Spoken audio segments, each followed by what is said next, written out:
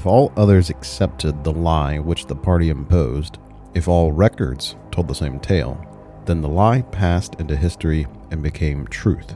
Who controls the past, ran the party slogan, controls the future. Who controls the present, controls the past.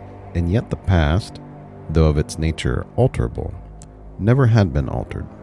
Whatever was true now was true from everlasting to everlasting. It was quite simple. All that was needed was an unending series of victories over your own memory. Reality control, they called it. In Newspeak, doublethink. That's from Chapter 3 of the book 1984 by George Orwell. Welcome to the Deep Dive Book Club podcast. I'm Joel. I'm Leo, and you can reach out to us at deepdivebookclub@gmail.com. Our Patreon page is up now. It's Patreon.com/deepdivebookclub. On X, we're at deepdivebc. Instagram, just Deep Dive Book Club. YouTube, Deep Dive Book Pod. Where you can find us. Great. For anyone just tuning in, this podcast is centered on having long format discussions about books that we've read or that we're in the process of reading. We dive deep both into fiction and nonfiction. And the only thing better than a good book is having a great discussion about it. And we would love to include you in the conversation if you reach us at any of the things Leo just told you about reaching us at. Today we will dive into one of the most impactful Western dystopian novels in the 20th century, George Orwell's 1984. Even without reading the book, our shared cultural collective psyche uses the ideas from this book. For example, you can find sayings like, "Big Brother is watching," and that comes directly from this book. This book was a powerful piece during its publication due to the political fervor at the time in between the righteous left and right, which nations were willing to send citizens to their own death for nothing more than a symbolic victory. In the fictional world of 1984, George Orwell takes totalitarianism to the extreme as a warning to the world of his time. One of the characters in the book tells another, quote, "If you want a picture of the future, imagine a boot stamping on a human face forever," end quote. That captures Orwell's message and warning perfectly. And with that, let's kind of get into George Orwell himself, understanding his journey to creating the book 1984 and what ultimately drove to his message that we have here that he's telling about. So Orwell himself was a British journalist and author. He wrote two of the most famous novels of the 20th century, Animal Farm and 1984. Orwell was born Eric Arthur Blair on the 25th of June, 1903 in eastern India. He was the son of a colonial civil servant. He was educated in England. After he left Eton, joined the Indian Imperial Police in Burma, then a British colony. He resigned in 1927 and decided to become a writer. In 1928, he moved to Paris, where lack of success as a writer forced him into a series of menial jobs. He described his experiences in his first book, Down and Out in Paris and London, published in 1933.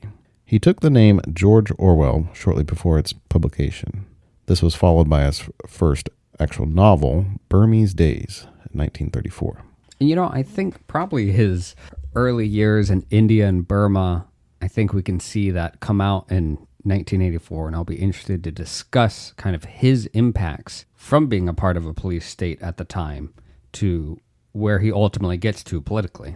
So talking about where he gets to politically, he was an anarchist in the late 1920s, but by the 1930s, he began to consider himself more of a socialist. He became a teacher for a short time in 1932 for high school boys, and he took that job partly because it gave him free time to work on essays. He continued working as he bounced from this to working as an assistant in a secondhand bookshop called Book Lovers Corner. During this time period in his life, his writing started to become more influenced by various thinkers in what's called the Independent Labor Party movement.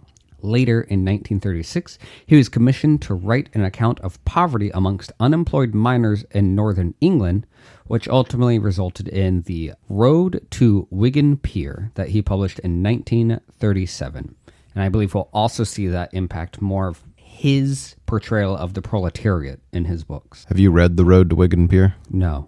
I've read it. It's a very good read.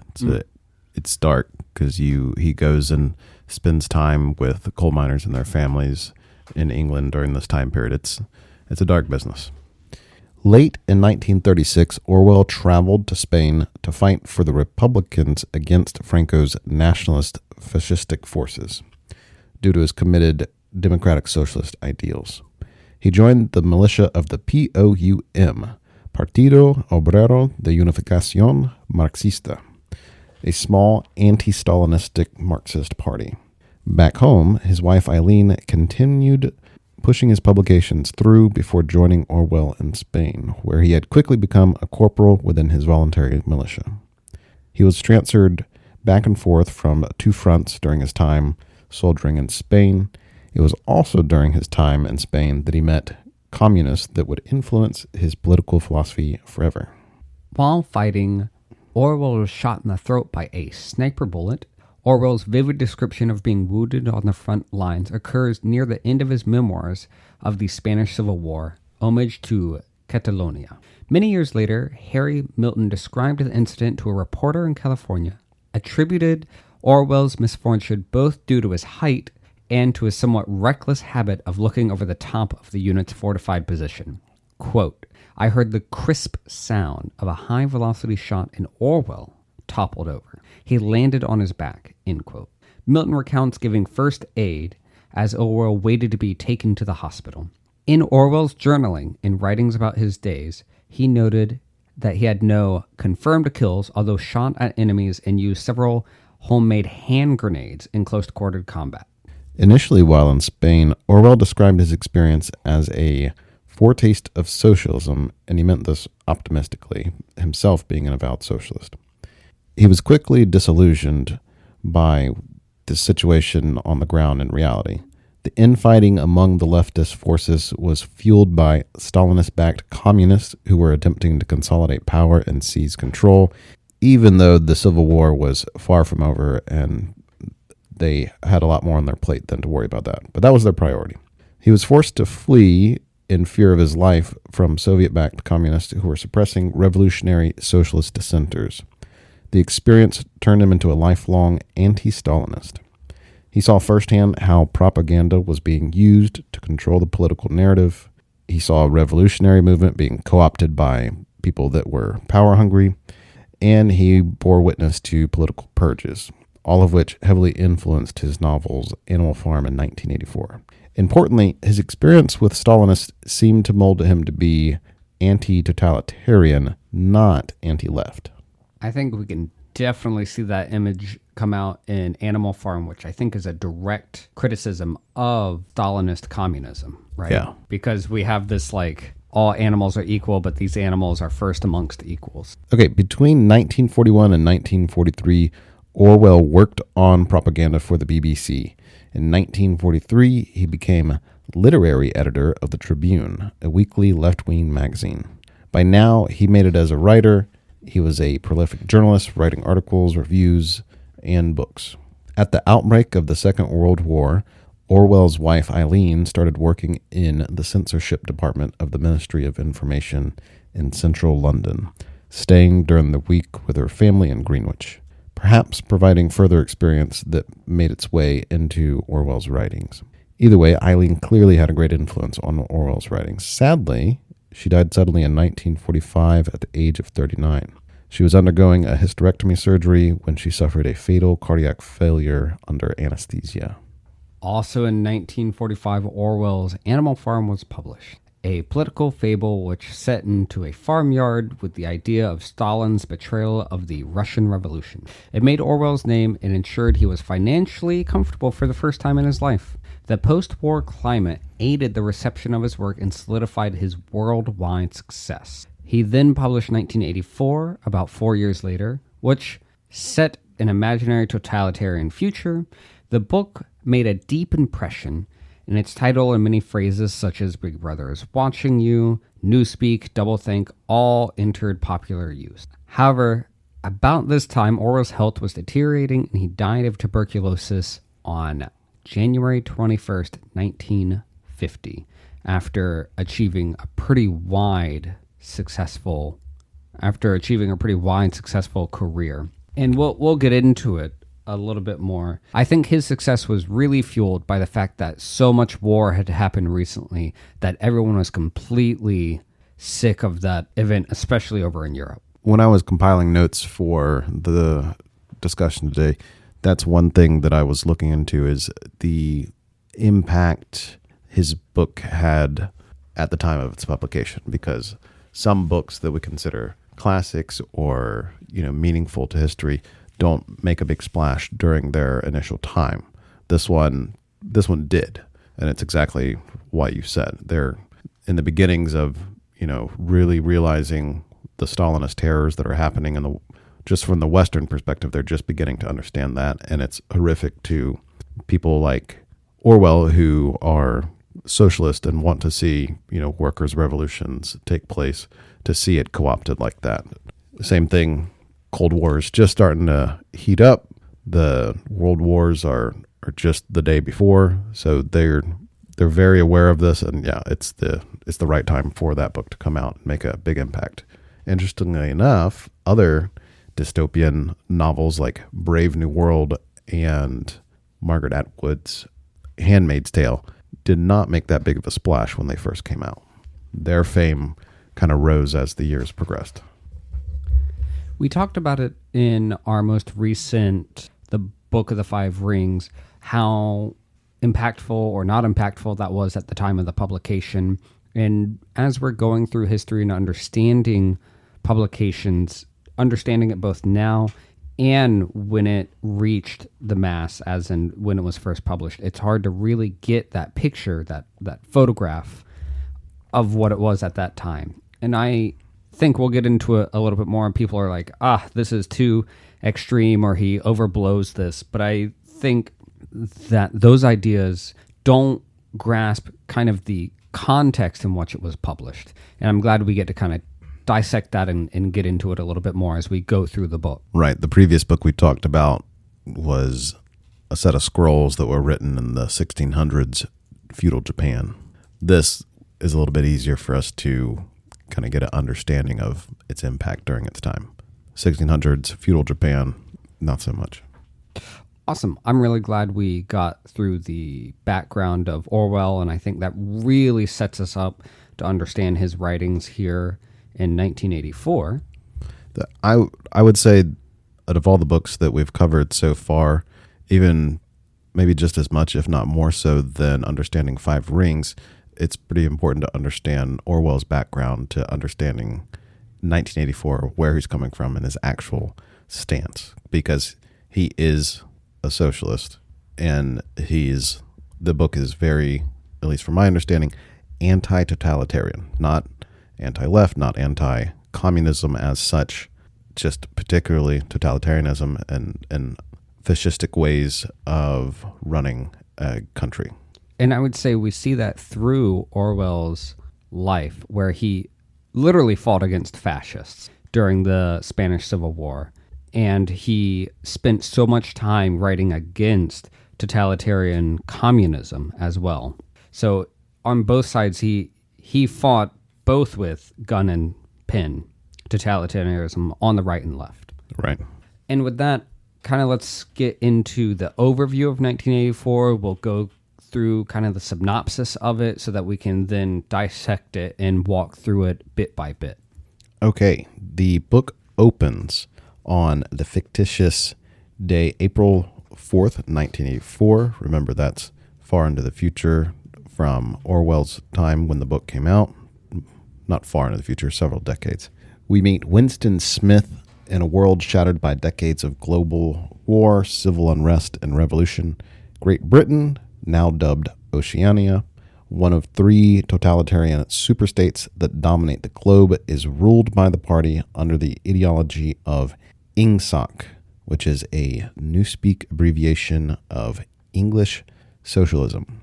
Presiding over everything is the enigmatic figure simply called Big Brother, and he is the face of an all-encompassing cult of personality. A very thinly veiled stand in for Stalin. The party maintains absolute control through brutal repression, employs a horrifying group called the Thought Police, and they have constant surveillance, usually through a fictitious technology called telescreens, very similar to modern televisions, but with two-way cameras, and with hidden microphones everywhere. Those who fall from favor are erased entirely, becoming unpersons, whose existence is obliterated from history in an act resembling damnatio memoriae, which let's take a second to talk about. But I wanted to make a quick correction.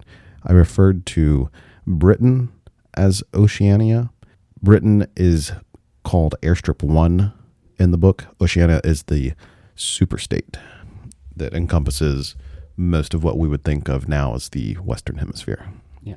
Okay, let's talk about the erasure of memory, the condemnation of memory. So that idea is a little bit more than just getting rid of a person. It's completely erasing the entire existence of who they are. And in this world of 1984, that would be going back and rewriting any newspaper articles, any publications, anything that had them, by completely deleting and truncating those portions so that they can no longer exist in history, in living memory, or in any written context. There's the rewriting of history with an agenda, but this is something very specific to erasing a person as much as possible from records. The Wikipedia article on damnatio memoriae is very interesting to read, and there is a very creepy set of photos in there, specifically under the Stalin communist section, where there's a picture of Stalin walking down a street that's overlooking some water. He's got some men walking with him. And in the second photo, it's the exact same photo, but there's a man who is just gone. It was altered and edited to just remove this man from the photo. And there's a interesting graphic designer who studied this type of censorship and record alteration during the communist era and published a pretty interesting book about it. Very, very creepy photo to look at, because that's someone who was not only purged, but purged from history as well. And that's exactly what happens to people who fall out of favor in this world of 1984. And we can see that through Stalin's reign of communist Russia. And one of the other recent examples of someone trying to develop this is the Taiping uprising in China, where they have actively tried to rewrite and suppress the memory of that, both in historical writings and in living memory. All right, back to our synopsis. In London, Winston is a member of the outer party working at what's called the Ministry of Truth, where his job is to falsify historical records to align with the party's ever-shifting narrative. He revises past editions of The Times, while original documents are destroyed in what are called memory holes that feed into massive furnaces. Though outwardly obedient, Winston secretly despises the regime. One thing we learn as the story progresses is that Winston is of the generation just barely. He was a child when the party took over, and he's one of the last people of that particular generation that could remember before the party took over. Most people younger than him were born not knowing anything else, and that becomes a theme of the book as well. And we can really see, maybe we didn't talk about it in his life, but we can really see the influence of his personal life in the writings here, because his wife Eileen actually worked for the British government during World War II as a propagandist. And clearly her work there helped fuel George Orwell's ideas of developing this in the ministry, which is almost a direct connection to what her work was. Right. So the book opens with Winston starting a diary. We learn that he visited an antique shop owned by a Mr. Charrington, which becomes important later on, where he purchased the diary. In it, He begins recording his forbidden thoughts about the party and Big Brother. At the ministry, he becomes fixated on a young woman named Julia, who works in another department where her job is to repair and maintain the machines that write novels. No one handwrites the stories. They kind of run it through this interesting machine that spits out novels with various plots kind of thrown in. It's like a very mechanistic, algorithmic, soulless book writing machine. He also harbors a cautious hope that another man named O'Brien, who is a member of the inner party, may secretly belong to a resistance movement known as the Brotherhood, allegedly led by the party's archenemy, Emmanuel Goldstein. And Emmanuel Goldstein, we learn, was an ousted original figure of the initial revolution that led to the party's takeover. This is likely a stand-in for Lenin. Great.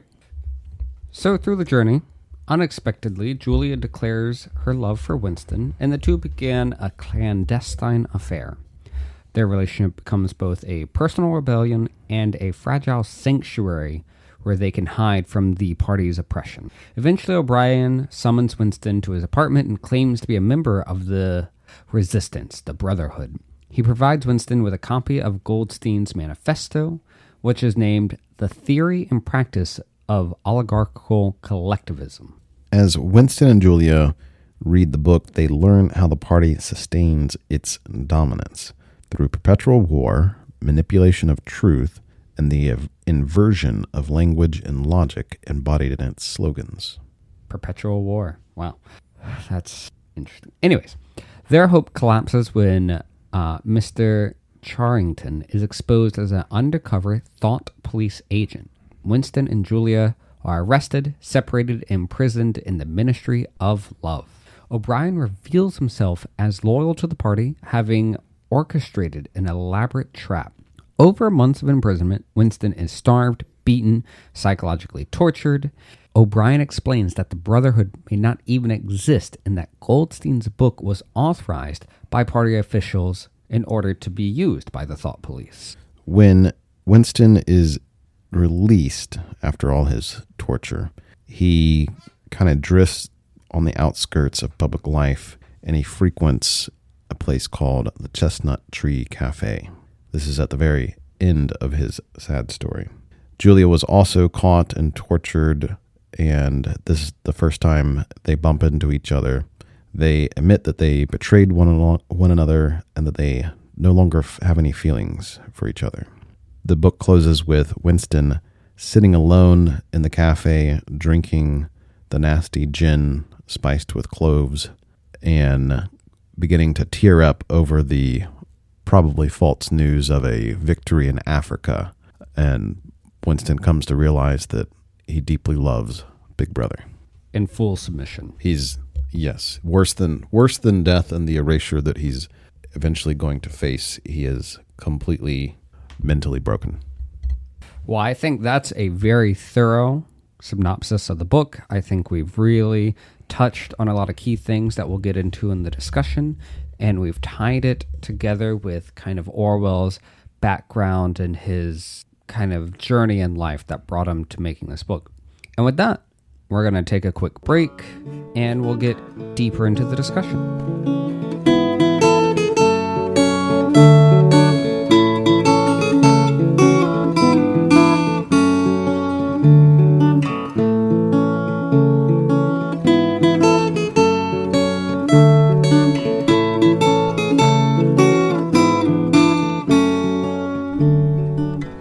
Okay, we are back.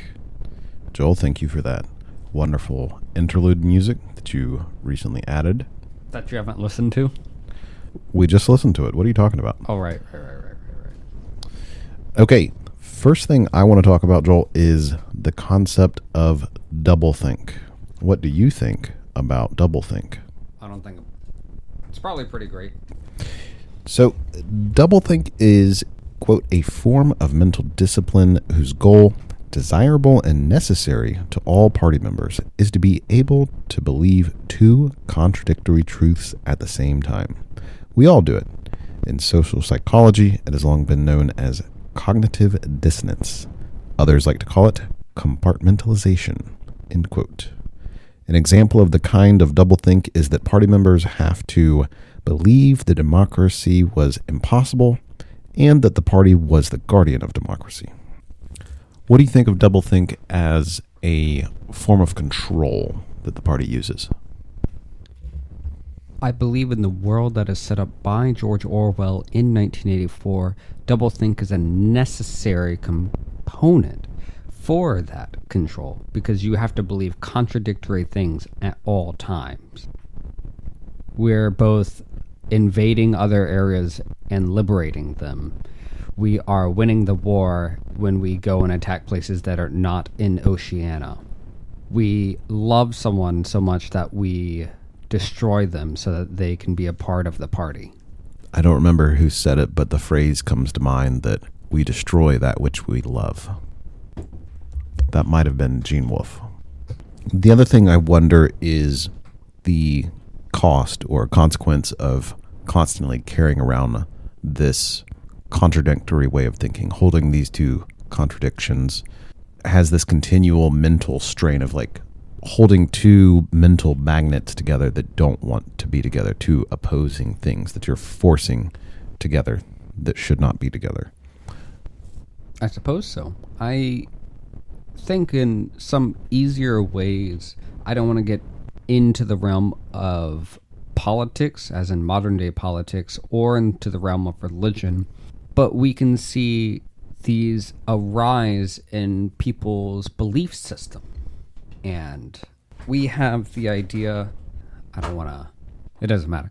We have people that believe the world is 6,000 years old. That's because we have religious texts telling them that it's only 6,000 years old. But we have contradictory evidence to show that rocks, atoms, all these things are much, much older than that. So how do you deal with that? Either you have to reject that which is evident or obvious, or you have to have some type of cognitive dissonance or compartmentalization inside of that. Clinging to a specific belief or way of thinking in the face of overwhelming evidence. Yes, and still having to operate within that system. Like flat Earth. Like flat Earth. You're going to use technology that is that's useful on a globe, for example, satellites and things like that. I don't know how you would ever get the physics to work out where you can utilize cell phones that connect to satellites whilst being on a flat Earth. So you have to simultaneously ignore something but believe in another thing. Or that pilots flying airplanes long distance need to account for the curvature of the Earth. Right. And it's much easier to point these things out in political systems, right? You believe this thing or that thing, and you can simultaneously believe two things at once, be it on the left or the right spectrum.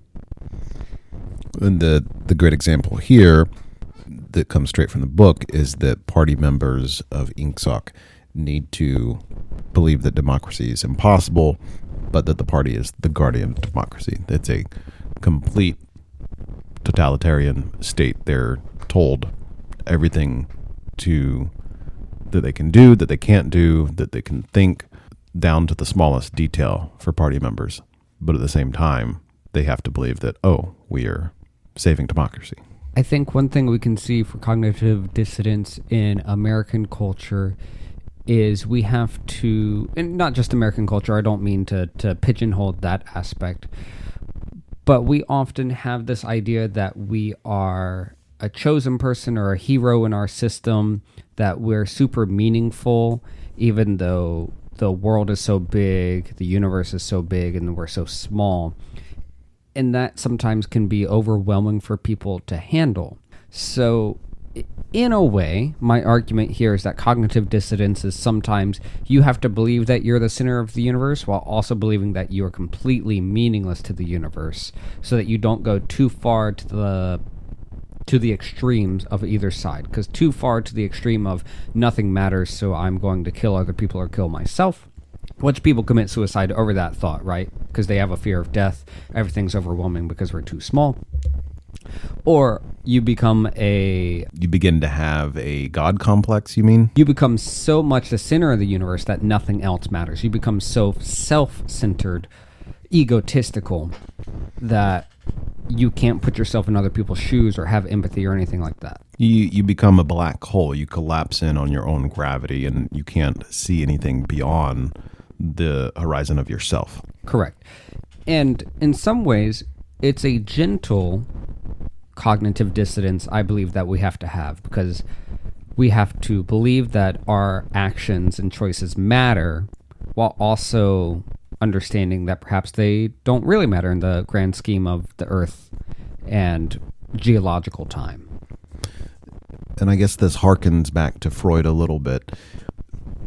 It's very interesting to look at how a child develops and realizes they are not the only person, that they're not the center of the universe, even though all evidence points to the contrary for the first early part of your life. You know, you're fed when you need to be fed.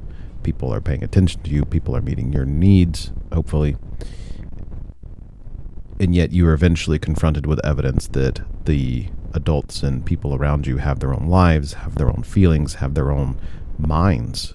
That's a discovery that you end up making. And the Freudians would think that that causes terror and different kinds of latent energies that last for your entire life. I just like thinking about that idea. It might not be technically correct, but it is fascinating to watch a child go through that development. And I think that's getting to what you're talking about, where you have to balance your own gravity and sense of self with the larger world around you. You can't be overwhelmed by one or the other. You can't be overwhelmed by the self, but at the same time, you need enough ego strength, for lack of a better word, to not be overwhelmed by the world. Which I don't think is necessarily a bad thing. I'm not saying that doublethink is necessarily bad, but in the way that George Orwell is describing it, its use is a form of control. It's weaponized in this world. Another easy example for me is, just like George Orwell, more totalitarian governments. In this case, the Iranian government, for example, and their propaganda is, we're the best country in the world because we follow Allah. They're a theocracy. They're an open theocracy. We have the enemies of our state are suppressing us, which is why we have a difficult time achieving better military results or better sociological results. If you don't want to make it about modern times, we also see that in Chinese history. But basically, we have the will of God, but these other enemies are suppressing us, but we have to overcome them. So if you have the will of God, why aren't you truly winning? This is directly tied to the history of the Soviet Union, and that Stalin needed and really wanted to have constant purges, constant finding of traitors. There was always traitors to be found, whether it was made up or not. He just believed in constant purges. There were unending purges, and that was the mechanism he had to do exactly what you're talking about. That excuse for why we are not achieving the perfect communist dream. You know, why is our economy not doing that good? Why are people unhappy? Why, are people not getting the same social and economic results that the West is having? Well, it's because of traitors. The revolution's perfect. Our system's perfect. My government's perfect. It's the traitors who are messing us up. Therefore, constant purges. I recently listened to a fascinating book about the history of Hungary, particularly the city of Budapest. And that was a big part during the Soviet Iron Curtain era in Budapest. Same exact thing on a smaller scale. Constant purges because people were unhappy. The economy was in shambles due to the Soviet system and suppression. And that there was nonstop political purging, which is exactly what we see in 1984. Constant political purges, whether or not there's real traitors or not. Like Emmanuel Goldstein might not even exist, but he has to exist in the mythos of the party and the mythos of Oceania as a scapegoat for all the failures of the state, because the state has to be perfect. A frequent turn of phrase that comes up in psychological phenomena like this as they are discussed when we're looking at these books is this a feature or a bug? I know you don't like that phrase, but it's a helpful mental tool for me to think about, well, this is something that we do. Is it by design or not? I'm so glad that helps you contextualize various components of our humanity. And it's not as though I despise that question. It's just you use that cognitive tool a little too frequently, which develops this binary ideology. And I, in general, am against binary concepts. Binary very rarely truly exists. I think you're seeing a dichotomy where there's not truly a dichotomy. It's a useful tool to take out of the toolbox, but it goes back in the toolbox. Right. I just think we should avoid X or Y questions, because that is setting up a dichotomy. I think it's useful to look at things through the lens of a dichotomy or binary temporarily as one way to examine it. Overlay between us and reality that helps us make sense of reality, and that it's important not to confuse the overlay with the underlying reality. I think you're just scared of dichotomy taking over. I think the point of the Deep Dive Book Club is to get into the nuance, and nuance in itself is anti-dichotomy. You need both. You need to interact with the overlay and the underlying chaos beneath. I like that image, though. Interact with the overlay that's between you and reality, and then also try to get beneath that, get past that. We're always dealing with an overlay. We're always dealing with an interpretation between us and base reality. You mean our own personal interpretation? The mental tool of, is this a bug or a feature, is like a button you can press on the overlay between what's real, what's just the base data of reality, and your perception and interaction with that data, your interpretation of it. But you're saying there's always an overlay? In a way, yeah. We never see base reality. We never see base data coming in. We can't look at the code of the matrix as it's flowing through. There's always something between us and what we're perceiving. We have to have some sort of interpretation, even if it's just our brains interpreting our perceptive inputs. Sure, to be human is to have an overlay. You have an overlay of a human. If I was an otter, I'd have an otter overlay. Right. My user interface would be different. Right. And what I'm saying is, for me, it's helpful to interact at both levels. Try to interact directly with the thing between you and reality, and also try to get past that. Isn't it nice to look at different things in different ways, different tools to understand the objective world? Yes. Great. I don't see dichotomy, but I'm glad that it's a useful tool for you. Maybe I'm just colorblind to see the black and white, but I just see shades of gray. But it's so nice because I think that's useful about reality, where you can have people to dissect the nuances and people to dissect broad overarching themes, because otherwise you get stuck with too much gray and not enough answers. And other times, sometimes simplifying it, even though a simplification is false, at least you have something more useful. Right. And this is something we were talking about the other day with just looking at the past in general, just the difficulty with trying to understand the past. And I think the conclusion that we were orbiting around was that you can't truly understand the past as it was. It's just a thing you cannot get to. You can only get different perceptions and different interpretations. And I think that holds true not just for the past, but also reality, your like modern, current, present moment. Sure. And in relating to that, Alexander the Great, was he marching into Persia because he needed money? Dan Carlin's discussions or other historians' discussions and talk about this for the next 12 hours straight. Or we can simply say, well, based on the records that we understand, probably yes. And I think we need to do both of those. Endless questing, but also you got to land on something eventually. And just one analytical tool is good enough to get somewhere. And I think the tool of doublethink or cognitive dissonance is useful at times. And I think we employ that skill and technique or tool to various success and degrees, both on a social level and on an individual level. It's much easier to point at an individual level. A social level, we also see this successful. One of the examples I'll give here is when COVID came out, we had my Chinese colleagues were telling me that the Chinese government was, you take this vaccine, it's going to be good for you.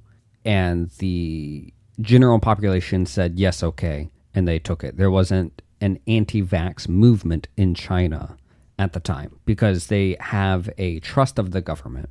And part of that is the intellectual people I was talking to, because they were getting their doctorates or already had their doctorates, were like, yes, of course, that's not a black and white, but it's much easier for the overall population to accept this and move on because they had a trust of the government. They had a trust of the vaccine. There wasn't an anti-vax movement. So the intellectual Chinese had that cognitive dissonance to say, yes, this is correct to suppress any anti-vax information in China so that the general population will take it, while also knowing that it's not just a clear black and white.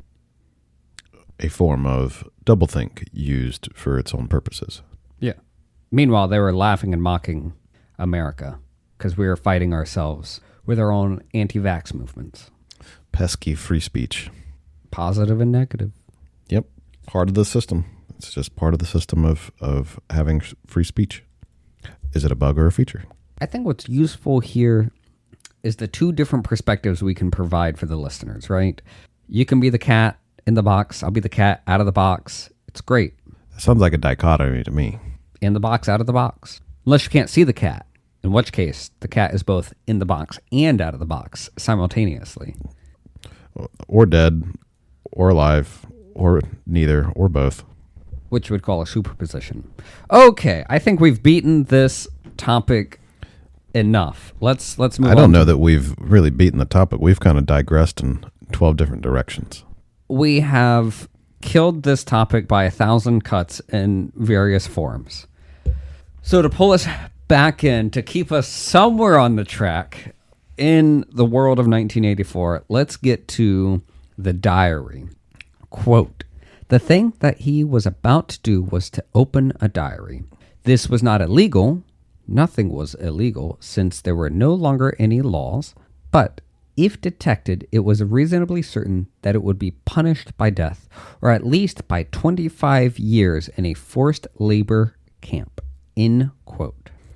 And I put this in here for us to talk about because it was astounding to me that the act that precipitated the action of the story and Winston's demise is the simple act of opening a diary. That was his form of rebellion that kind of ended or began the end for him. Because he knew that there was no way he would get away with it long term. He knew that opening the diary would eventually get him vaporized, which simply means both physically gone, deleted, disappeared, but also erased from memory and records as if he never existed. He knew that was the end result. And to me, that just stood out this last time we went through this book about it. And he worked firsthand in the ministry of truth, meaning he himself was helping erase various people throughout his work. So that firsthand experience of understanding that. So why did he choose almost this unknown suicide path? Was he tired of living in that regime? Was this just a rebellion? Was it a form of rebellion, even though he knew he wouldn't win, but he felt like he had to? So for me, this being like the third time I've gone through this book just because I like it so much, for me, I've come to the conclusion that Winston did this as a way of him choosing how he's going out, as well as him clinging to survival a little bit longer, because he is there are several moments in the book where he is like on the verge of just mentally breaking in front of other people, where people can see him, where he just wants to curse and have a violent outburst or give in to some violent, uncontrollable urge. And this is both him choosing how he's dying. He's like, this is what I'm going to do. This is what's going to kill me. And I'm choosing this, at some conscious level, but also to help keep him under control a little bit longer, to help him maintain control, because he's cracking. We come to the last couple months of his life here at the beginning of this story, but he's cracking. He's on his way out one way or another. This is him just taking control. That's my interpretation. What's your interpretation? Of why he starts the diary? Right, why he chooses to start this diary. I forget the psychological term or who came up with it, but there's this Thanos. What's that phrase? You're thinking of it's Freud who started it. I believe it is Thanos. It's the god of death. It's the Greek god of death. It's a death drive. I don't remember the exact term for it, but there's a correct psychological term, but I think there's a constant death drive in people that is useful and used for humanity. Some people, it's getting near death or getting close to death. Feels like you're defeating death, you're overcoming life, it makes you feel alive. I can understand that by going rock climbing, caving, scuba diving, cave diving, all these things that I do that put me safely near death, makes me feel alive and propels me forward. It's almost like a rebellion against being alive or being thrown into this universe. I believe Winston here is already feeling dead, therefore has a numbness to being alive based on the regime that he's stuck in. Therefore, he uses the diary both as an icon for individualism, which is preached against in the party, as well as George Orwell's writings of the totalitarianism of the communist-style government that's set in the world, but also simultaneously being this death drive, and in order for him to have something, anything that's a piece of himself. Right. Okay, I pulled it up for us.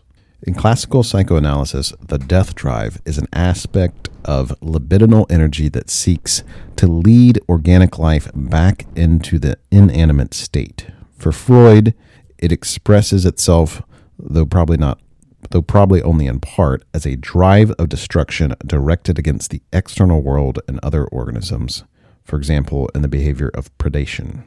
It complements the life drive, which encompasses self-preservation and reproduction behaviors such as nutrition and sexuality. Both aspects of libido form the common basis of his dual drive theory, a drive for life and a drive for death, a drive towards going back to an inanimate state. So that's my thought on it. And the word we were thinking of was Thanatos, the god of death. Do you have any thoughts or opinions on the punishment by having a diary in the regime? Just the act of writing itself seems taboo to an all-encompassing regime, because you are forming your thoughts. You're solidifying your thoughts from abstract in your mind to something objective outside of yourself. And the party's need for people to encompass contradictions and to kind of always be in the dark. Even as far as the rules, there's no rules as such, but Winston knows that while having a diary is not illegal, it's still punishable by death. So everything needs to be kept gray. Everything needs to be kept in a way undefined, so that reality is always whatever the party just says it is.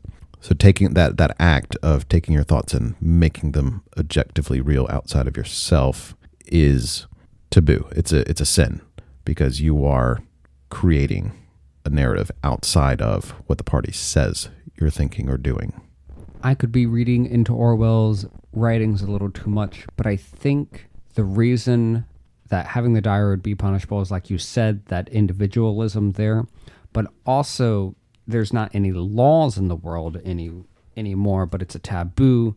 And I think that serves as 2 points. One, exactly as you said, that the rule of law is whatever the party says at the time. Therefore, it's completely malleable towards the directive that the party wants, but also simultaneously serves as a terror because you don't know what the laws are. You don't know what the rules are. So at any time you could be punished, even punished by death, for doing something that the party just doesn't like. It's not illegal. There's no rule there. And I think we see that in kind of the destructive world of Stalin's regime, right? Because people were killed or there were purges, even though they didn't do anything wrong or anything illegal.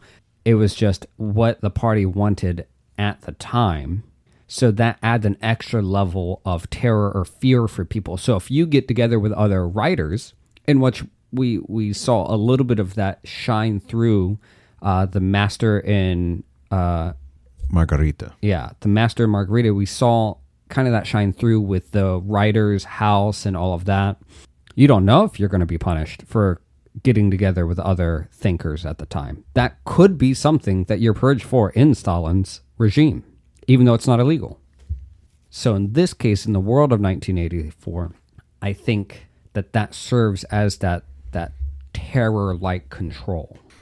It's also a form of autonomy. It's a form of asserting your individuality. There's having a private life, having an interior life are not allowed in this world, as we learn from reading the book.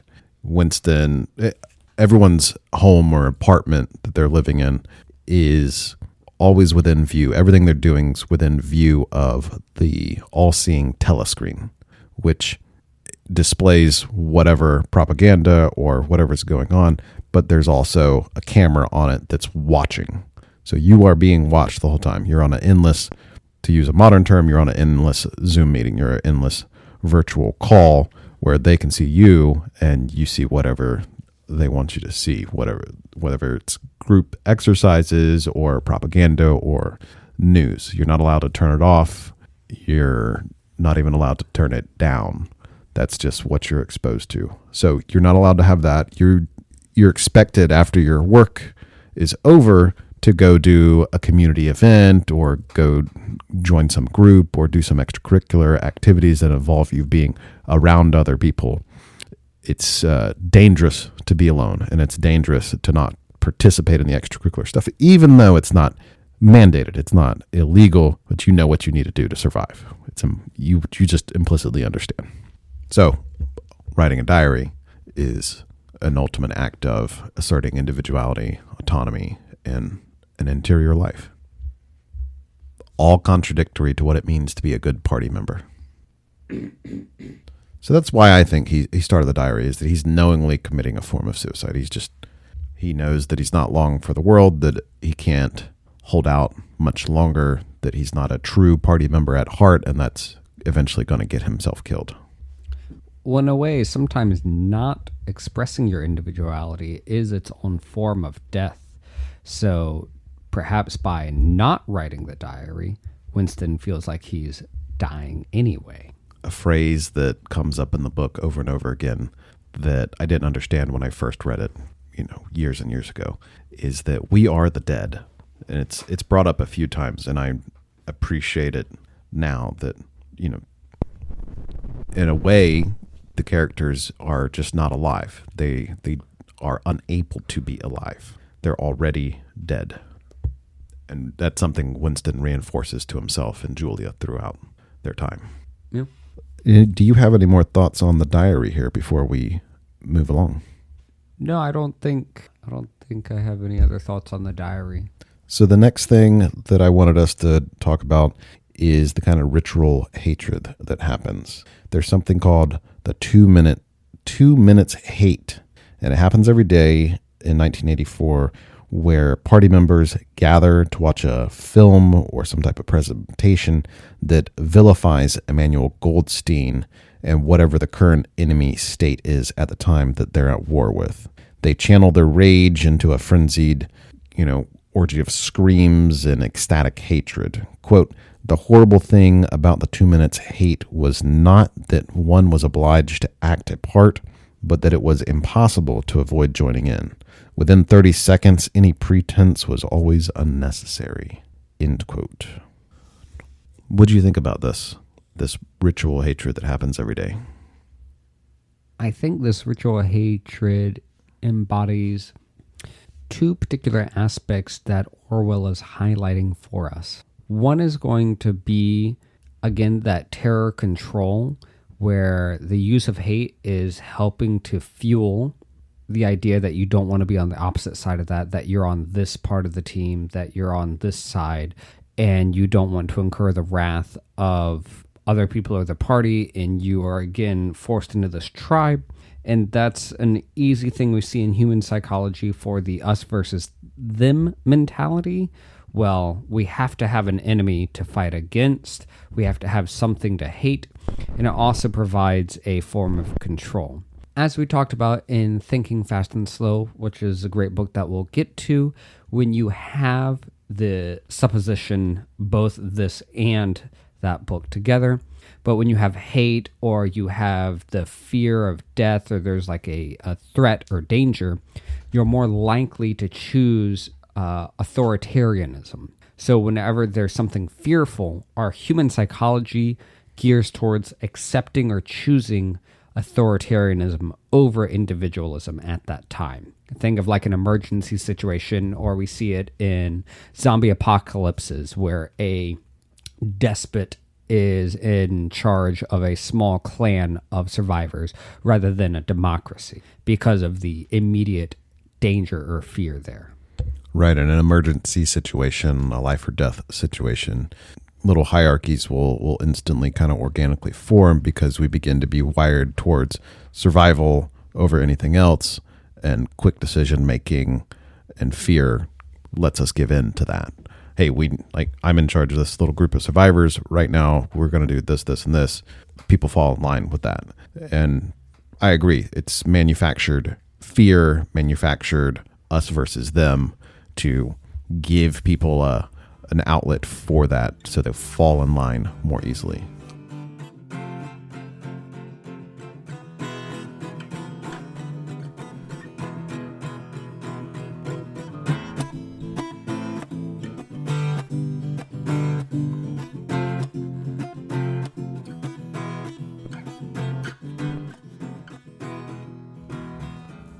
So next question I had here is there anything in our modern society that serves similar functions as the 2 minutes hate?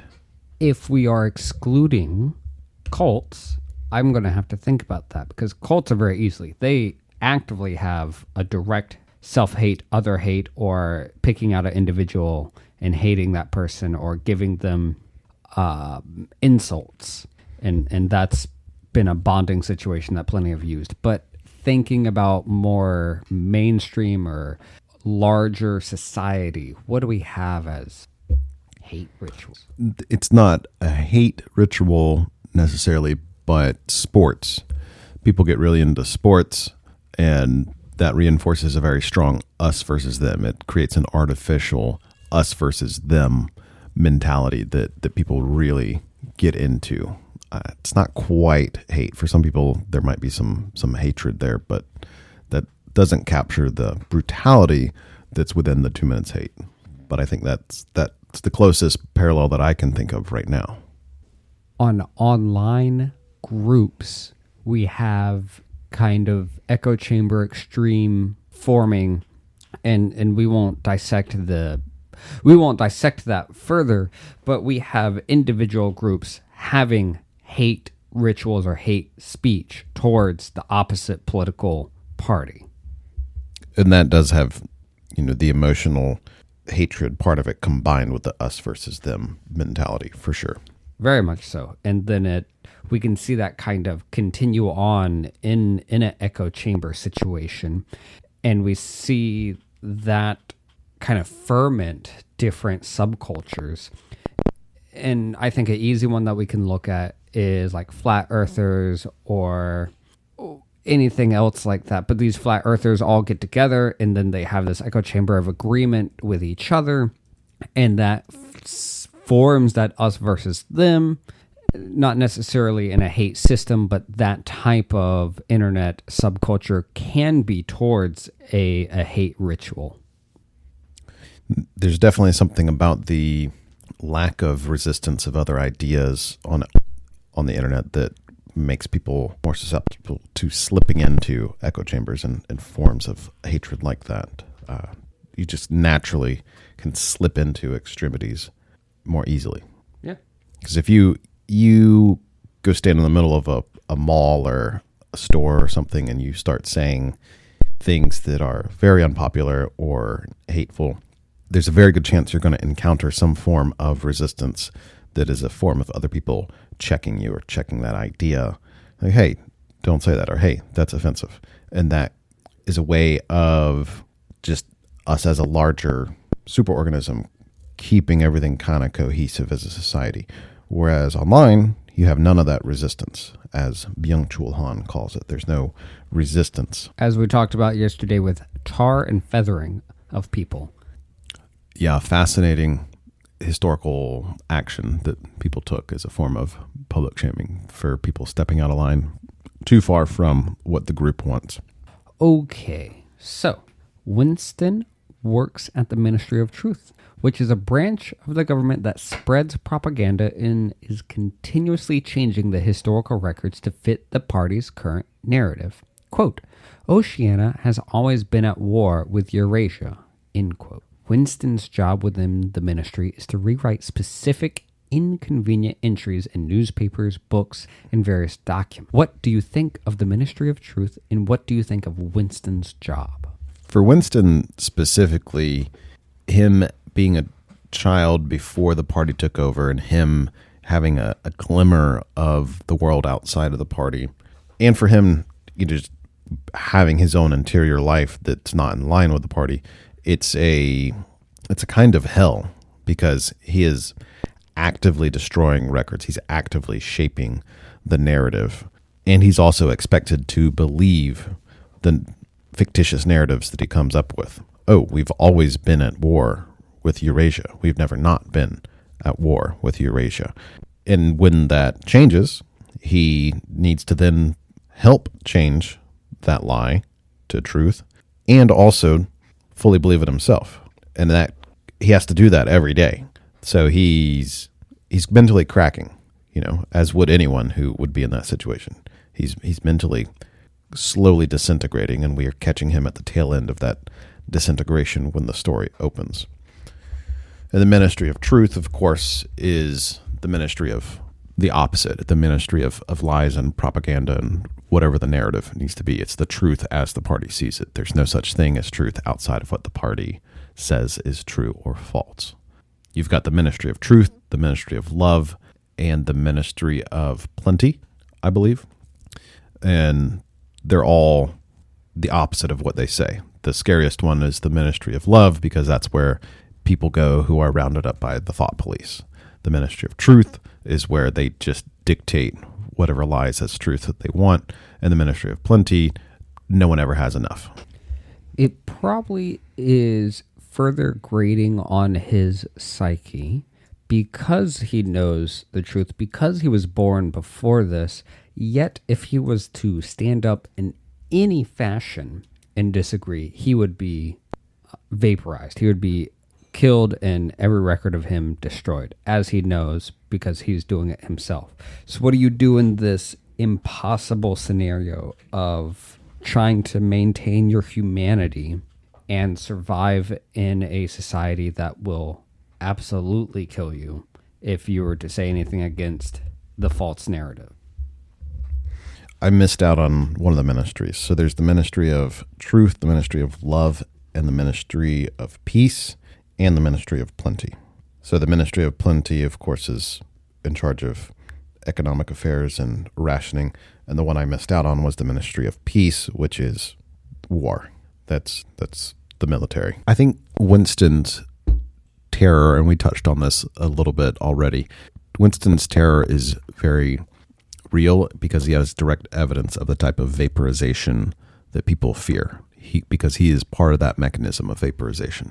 Which begs the question, and this is something I want to talk about, why go through the extra step of erasing someone along with executing them? Because that they go out of their way to not only erase someone from history when they execute them, or not only execute them, but also erase them out of all records in history. They expend a lot of effort in doing that. My interpretation is Orwell's writing this to make it worse than death.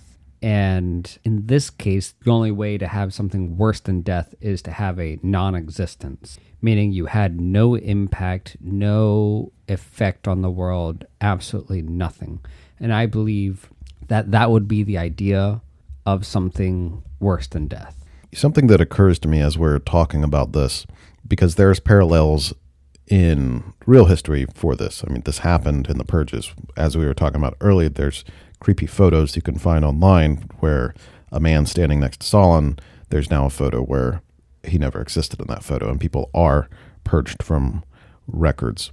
Something that occurs to me that goes along with this is to do this and to spend all the energy on doing this and erasing people from the record is also to deny the spiritual realm, because this type of regime denies any spirituality, any religion, and it's atheistic. Therefore, if you overemphasize the importance of the material world and material record, that emphasis is focused on what is objective reality, and material reality is all there is. Therefore, that's what we're going to focus on. It's interesting that emphasis kind of shows the negative space left by religion and spirituality. I could be wrong, but my understanding for despotism or totalitarianism is you either have to fully incorporate the theology or you have to completely separate the theology. I think it's hard to have it one way or the other. Either you have Stalin or Leninism, where you have the complete rejection of religion and the suppression of religion to say that your loyalty should be to the state. The state needs to be number one in your heart, in which Orwell highlights that extremism here in 1984, as well as an Animal Farm, where it has to be number one. Where there's no other higher power. There's no other higher power. We are the higher power. Correct. Right. And you have to remove religion in that case. And we have great records and stories from the oppression of religion in those communist regimes. Same thing in China. They don't have, super strong religious ideologies forming there. They have, but that's also part of the historical context from Confucianism and Taoism developing into their culture. On the other hand, you have theologies that say, well, God appointed me as king and I have absolute power, be that through Western European monarchies or modern day theocracies, such as the Iranian government, where I have the will of God or we have the will of God. Therefore, what we say is true because we can't go against the will of God. Therefore, everyone needs to believe this philosophy, which means that you should be loyal to the state because we are a representation of God. Either way, you still have loyalty to the state. It's either completely removing religion or having it completely on the religious scale. To go along with that same idea, it's the same idea as emperors having divinity, kings having divinity. I mean, the Japanese culture pre-World War II was that way, right? You have the emperor of the sun is the ruler. So your God is sitting over there in that temple, in that palace, and he's telling you what to do. Same thing with Roman emperors, the idea of apotheosis, where someone is raised to godhood. They have innate divinity. Same thing with the medieval idea of the divine right of kings, where they're divinely ordained. They are one with the higher power. They are part of that higher power. So that's why I think in this particular context, the government is taking extra time and effort to completely erase people that go against the government or don't fall into the narrative, because the party has to be the God. Therefore, everything exists that falls in line with this because they have absolute control in order to provide peace and security and everything else for people. It also occurs to me that it's a kind of cynical, almost nihilistic form of busy work. All that effort is being done by party members who are being, like Winston, who are just being told what to do. And it's like a Sisyphean task, just continually change the record. You're going to do the same thing next week. You're going to change the record again next week. That you might, if you live long enough in this department, you might change the same newspaper multiple times. You might change the same book multiple times with contradictory information. It's kind of a pointless busy work. They have total control to begin with. Who cares what the book says? They're the ones with the guns and the thought police and the cameras. Who cares? So it's it's kind of a cynical, just keep them busy. Just keep them, work will set you free. In my understanding of the human psyche, would be worse than death, because part of our idea of being alive, as we talked about in Denial of Death, 10, 11 episodes ago, we are constantly striving in general towards some type of immortality project or something that'll live beyond us, that the God part of ourselves will continue past the mortal part of ourselves dying. We see this throughout plenty of people either writing books or becoming parents or doing something to outlive their mortal life. So if you were to take away all of that, you were to make completely bare the meaninglessness of you or your life, then that psychologically, I believe, would have a higher impact on someone, being worse than death. And I think a easy Dios de Muertos, the Day of the Dead, right, where you honor your ancestors on that day, the people that are gone, you're living in that memory, keeping them alive. And your anticipation is that when you pass, that your descendants and family will continue to keep you alive through memory.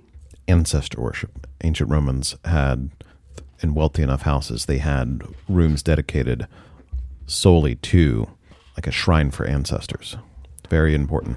Same thing in Chinese culture and Japanese culture. In plenty of cultures around the world, we have this continuation of an immortality project that you are both contributing to when you go and pray and give offerings and participating in.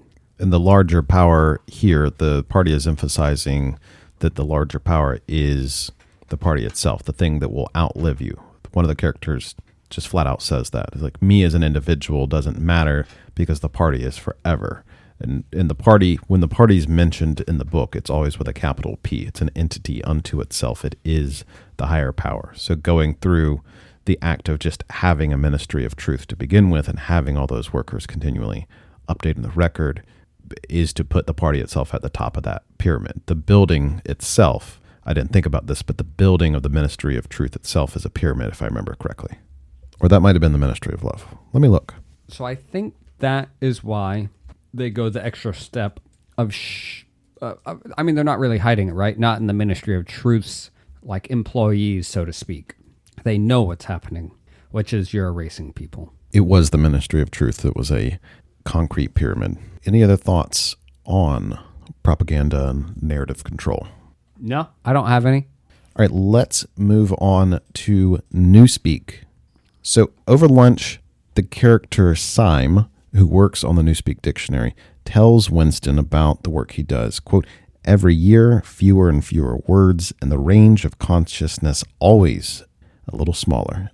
Even now, of course, there's no reason or excuse for committing thought crime. It's merely a question of self-discipline, reality control. But in the end, there won't be any need even for that. The revolution will be complete when the language is perfect. Newspeak is Ingsoc, and Ingsoc is Newspeak. End quote. I like the idea that Orwell puts in here, this idea of language control in the form of Newspeak, of erasing words and creating new words and smashing words together to reduce the language and, like Syme says here, reduce the range of possible thoughts there are to have so that you can't even have a thought outside of what the party says. So they're controlling not only narrative and reality and history and your every thought and action, but also the language in which you can think and act and read. How do you discuss an idea that you don't have a word for? It's a lot more difficult. You have to smash words together and add on meanings and definitions to words that you already have. You have to do a lot of extra work. And if you take away all of that, it definitely slows down communication if you wanted to have a rebellion, for example, to disseminate those ideas almost like a virus or infectious cell. In order for you to transmit that data or information to create another rebel, it would take much, much longer. So slowing or controlling that communication, I believe, is key there. I think it might have been Syme or another character. Somewhere in the book, it's mentioned that the Newspeak dictionary is the only language, the only dictionary that gets smaller each year instead of larger. Like the idea of rebellion itself, they want to abolish. They would not have the word rebellion. They would not have a word that implies that you can do anything other than what the authority tells you to do. Right. And how do you think about things without those ideas being present at all? Some of them are interesting, though, and I guess it's a form of control, and I thought a lot about it. What would truly be the impact of those words in terms of removing words and only having antonyms and synonyms by using a suffix, such as un? So prefix. Yeah. Having a suffix or prefix. And the easy example of being like good and ungood. Right. There's no word for bad. You don't have the modifier very. They try to get rid of adverbs. And what you're describing is them adding, good or something's either good or ungood. Right. And what would be the linguistic and psychological impact of that? Because ungood could mean the opposite of good, in which case we have bad. So what does it matter that we have the word bad instead of good and ungood? The first thought I have is that it's just narrowing what's possible for you to think about. It also removes shades, because if I were to tell you the dinner was good, or if I were to tell you the dinner was not bad, those have two different implications, even though they logically mean the exact same thing. So they're reducing the ability for nuance there.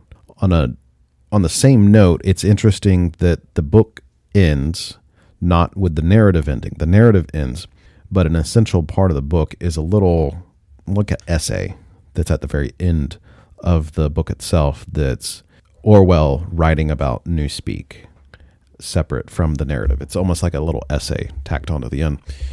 And it was important to be a part of it was an essential part of the book, because I believe it was when the book was going to be published in America, or they were trying to do another printing, they mentioned to him, hey, why don't we leave out this essay at the end of the book that doesn't have anything to do with the narrative, that's just about Newspeak? And he said, absolutely not. It's an essential part of the book is to have that in there. So he purposely saw that as part of it.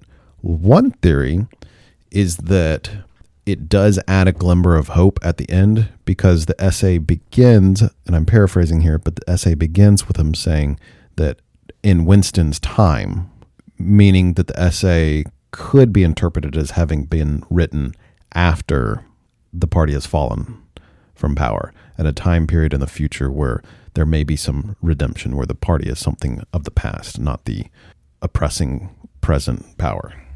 So it's very interesting, and I like the delving into the linguistics there.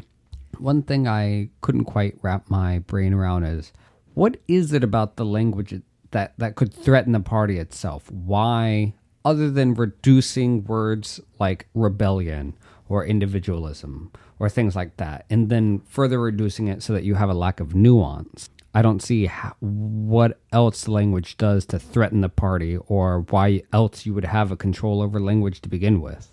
Same thing with writing a diary, or the same thing with having an interior life. It's a form of autonomy. The less words you have to choose from, the less that you think about even making choices. You're more of an automaton if you have less options. You perceive freedom less. You perceive freedom itself less clearly. If you are given a vast dictionary of options of how to express yourself in grammatical ways to express the same thing, that is you acting out a wider degree of freedom than if you had a much more truncated, concise language. Sure, why not? I have no idea. Yeah. This is, and the other reason I mentioned that appendix, that essay that he adds at the end of the book, is because it's very clear that Orwell put a lot of thought into this. This wasn't a throwaway theme in the book. This was, a very central idea that he put a lot of thought into. Because the essay goes over grammar, it goes over word choices, it goes over the thoughts behind the words. So he put a lot of thought into this newspeak fiction. Yeah. Different than the developments of a universal language that linguists have had, such as what's it called? Esperanto or something? Esperanto, yeah. Yeah. Fun stuff. Great. Do you have any other thoughts about newspeak or the use of language in the book? No, it's fascinating to talk about it, and I love the idea, and I'm glad it's there. It's an interesting bit of world building. It's always interesting when linguistics come into play in world building and works of fiction. Yeah, linguistics is really cool. Okay, so with that, we will conclude today's episode. We've really gotten into George Orwell, the overview of 1984, and kind of some deep diving into various portions of the book. Next week, we'll close out 1984 with going further into the meaning of the themes and different motifs that we see inside of the book, as well as our usual closings and takeaways from this. So, thank you so much for tuning in. As always, this has been the Deep Dive Book Club podcast. I've been Joel, that's been Leo, and we would love if you reach out to us.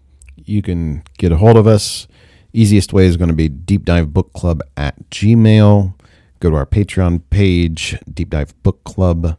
On X, we're at Deep Dive BC. We're on Instagram as Deep Dive Book Club.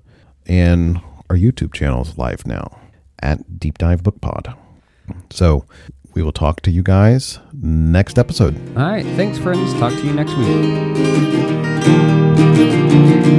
week.